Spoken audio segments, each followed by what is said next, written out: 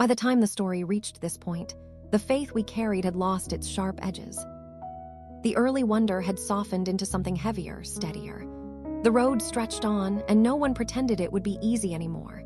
Cities came and went: Antioch, Philippi, Thessalonica, Corinth, Ephesus, names that blurred together like footprints in dust. Some places welcomed the message with open hearts. Others answered it with fists, accusations, and stones. Still, the road continued. Paul and those who traveled with him walked without a map that promised safety. They were guided instead by conviction, by discernment, by the quiet insistence of the Spirit. Sometimes doors opened wide. Other times they were shut so firmly it felt like rejection. Yet even closed doors redirected the story rather than ending it. Faith learned to live in ordinary spaces. Not in temples or grand halls, but in living rooms, workshops, and riversides. Women opened their homes and never closed them again. Conversations stretched late into the night. Teaching happened between meals and arguments, laughter and weariness.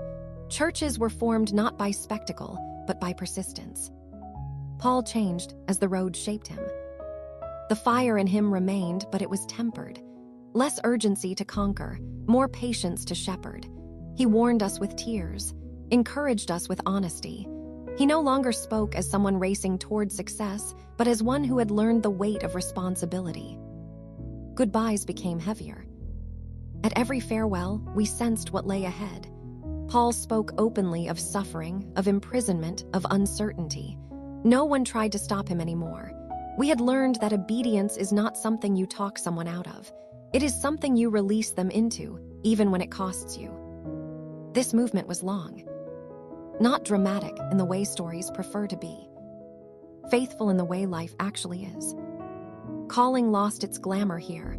Obedience looked like staying when leaving would have been easier. Teaching the same truths again. Loving the same people again. Choosing faithfulness over novelty. I found myself asking quieter, harder questions. Am I willing to be faithful without recognition? Can I continue when the road feels repetitive and unseen? Who has God asked me to walk alongside, knowing our paths may soon part? The road did not promise comfort, but it did produce depth. And somewhere along the way, I realized the journey itself was shaping us into the message we preached.